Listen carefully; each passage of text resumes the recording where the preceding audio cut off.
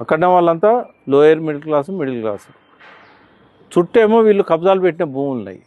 కేసీఆర్ గారు అక్కడ collector office కట్టారు కదా, బాగా విలువ వచ్చింది. ఖమ్మంకు 3-4 కిలోమీటర్లు ఉండదు, పక్కన కలెక్టర్ ఆఫీస్ వచ్చింది. పక్కన ఆ సామాజిక వర్గానికి సంబంధించిన అన్ని పార్టీల నాయకులు బినామీలు ఉన్నారు. ఆ భూములల్లో రేపు మల్టీ స్టోర్డ్ బిల్డింగ్స్ వస్తాయి. అది డెవలప్ అవుతున్న ఏరియా. గజానికి 50,000, 30,000, 10,000, 20,000 నా భూములు అవి. అదివరకు తొండలు గుడ్లు పెట్టే జాగా. అది అట్లా అవుతుందని తెలియక భూదాన్ బోర్డు ఇచ్చేసింది. ఇప్పుడు ధరలు పెరిగినాయి.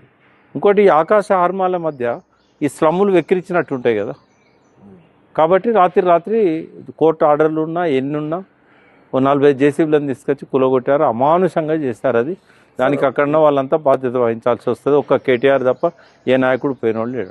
కలెక్టర్ ఎవరి చేతిలో ఏజెంట్గా ఉన్నాడు. కలెక్టర్ రెవెన్యూలో భాగం కదా, నిలదీసి అడుగు. కలెక్టర్ని అడుగు, నిలదీసి నాకు చెప్పకుండా ఎట్లా చేస్తామని అడుగు. తప్పించుకుంటే అవుతుందా? ఇంకిద్దరు మంత్రులు ఉన్నారు కదా, మరి వాళ్ళు పెత్తనం చేయొచ్చు కదా. మీ మధ్య సయోధ్య లేదు, పంపకాలలో మాత్రం సయోధ్య ఉంటుంది.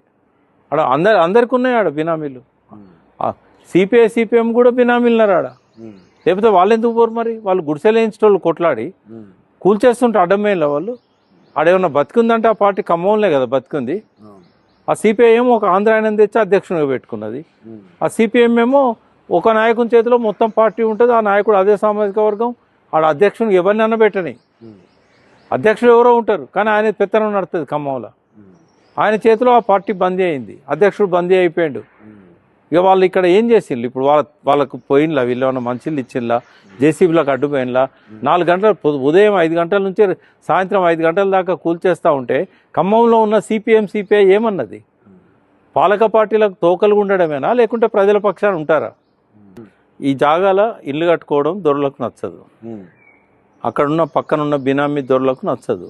అందుకే వీళ్ళని ఊరు బయట ఎక్కడో తీసుకుపోయి ఇందిరా మిల్లు ఇస్తారు, ఈ 100 గజాలు మళ్ళీ ఎక్కడో ఇస్తారు. అంటే ఇక్కడ 10,000, 20,000 గజం ఉన్నది వదులుకొని, కలెక్టర్ ఆఫీస్ పక్కకున్నది వదులుకొని, ఖమ్మంకు 3 కిలోమీటర్ల దూరం ఉన్నది వదులుకొని ఇవాళ చెట్లు పుట్టలు పట్టుకొని పోవాలి, ఇళ్ళని దగ్గరకో వైరా దగ్గరకో పోవాలి. ఇది రేవంత్ రెడ్డి పాలన మార్కు.